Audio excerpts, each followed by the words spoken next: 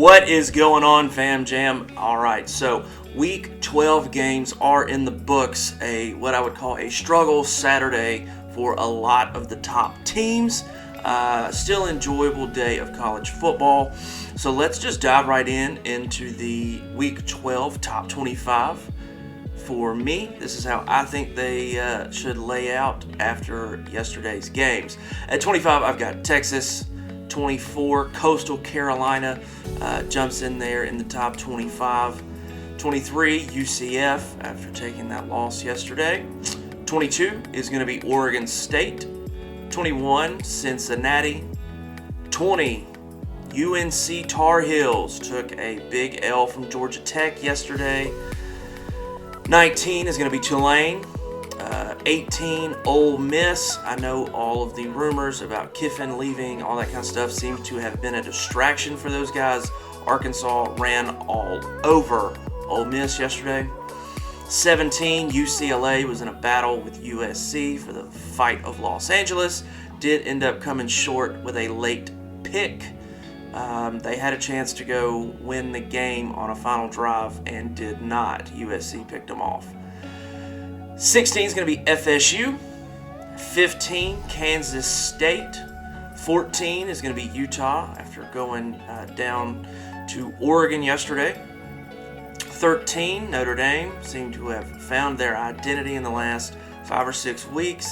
The jitters that were there early in the season seem to have been worked out. 12, I have Tennessee. Now, a lot of people are going to be complaining about that I dropped them so far, especially with the teams that are ahead of them.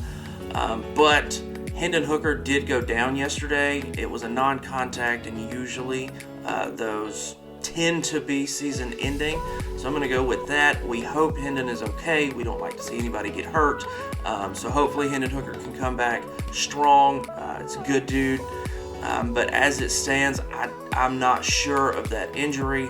So with him being in question, I'm going to put them down at 12 with the massive fall apart that they had in Columbia last night. South Carolina was rocking. Spencer Rattler looked like the QB they wanted him to be all season. And make no mistake, Tennessee got destroyed. I don't even think they had a defense on the field for most of the game. The defensive backs were all out of order. And last night, South Carolina was the better team. So Tennessee drops big after giving up the most points to an unranked team by a top 5 in FBS record. At 11, I've got Washington. At 10, I've got Penn State. 9, I've got Clemson. I'm still unsure of those guys, but they do continue to win games. So I do have them at 9. I don't know if the ACC gets in the top 4 this year, guys. Even if Clemson goes on and is a one-loss conference champion, I just don't see it. At 8, I've got Alabama, throttling of Austin Peay yesterday at FCS school. So take that for what you will, right before the Iron Bowl. 7, I've got Oregon coming on that big win where they matched the physicality of Utah, and that physicality is what gave Utah the win over USC earlier in the season, and Oregon matched that blow for blow and took over that game yesterday, even with Bo Nix not at 100%. At 6, I've got LSU. The Bayou Bengals are locked for the SEC Championship to meet with Georgia in Atlanta on December 3rd. So they're number 6. USC is at 5. They were in a battle yesterday with UCLA. It was a really good game, and they ended up coming out on top. I still think Caleb Williams wins the Heisman this year. Dude just does what he needs to do, and let's be real. When Lincoln Riley was at Oklahoma, he got Heisman winners there that were QBs. So would not surprise me if Caleb Williams wins the Heisman this year. I don't know why I'm tongue-tied today. But 5, I've got USC right outside the top 4. And then here's the big Big Four struggled yesterday. TCU with the insane win, rushing out the field goal unit with like 17 seconds left. They ran the ball, left a running clock, won the game on a 40-yard field goal with no time to line up, nothing. They just ran it out there, kicked the ball, won the game. And that's just been their season. All season, TCU has just come from behind, figured out a way to win. Nobody gave them a chance with about 8 minutes left yesterday because they just didn't look good. But they won the game, so they're still undefeated, so I've got them at 4. 3, Michigan also struggled, won on a last-minute field goal. They looked a little bit outmatched on the physicality part. They did not look like the typical run game Michigan team that we're used to seeing. Hopefully Corum is okay as well. He went down with an injury, and I'm sure we'll see about that later in the week. So hopefully everybody's okay. Don't want to get anybody get injured. After all, these are student athletes, and we just want people to be healthy. 2, I've got Ohio State. I know the score was 43-30, but that wasn't really indicative. They were in a battle with Maryland. I think within 2 minutes, it was 33-30. Maryland couldn't get the drive going.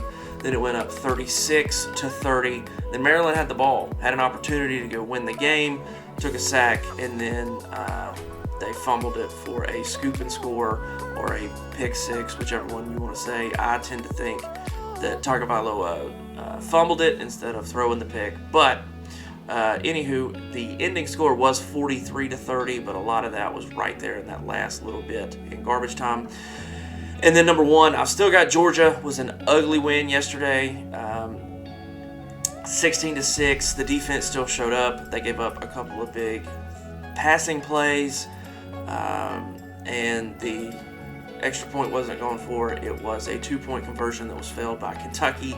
But seeing other teams kind of manhandle Kentucky, it was a little strange to see Georgia do what they did. They leaned heavy on the run game, could not pick up short yardage, which was frustrating because they would keep calling them the same plays for like, I don't know, they had easily 10 opportunities in short yardage situations and called the exact same play that hadn't worked the previous like 8 times. So a little bit of confusing play calling, but Kirby was defensive of going for it on 4th and 1, going what happens in the headset stays in the headset, and that was his decision. So maybe he saw something.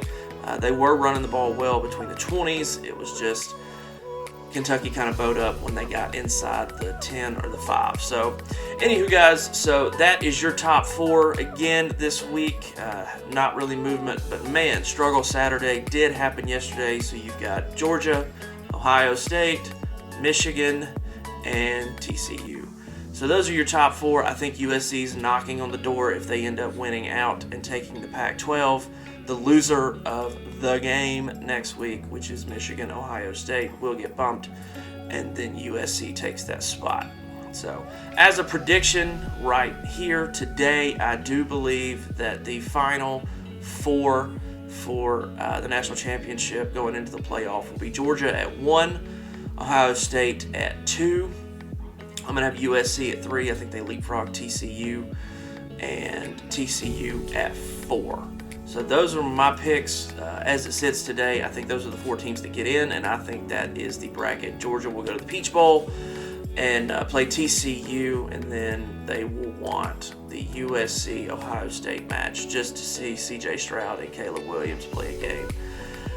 I think that's going to be great. Another great week of college football, guys. So there it is. There's the top 25. If you agree, disagree, I'm sure Tennessee fans are going to be in the comments having all kinds of fun with me, bumping them to 12. But hey, that's where I see them. So, all right, Fam Jam, that is it. And we've got one more week. It is officially rivalry week. So everybody enjoy this one. One more week of the regular season, and then championship weekend after that. So we'll see you guys next week. We'll see what happens. Fam Jam, I'm out.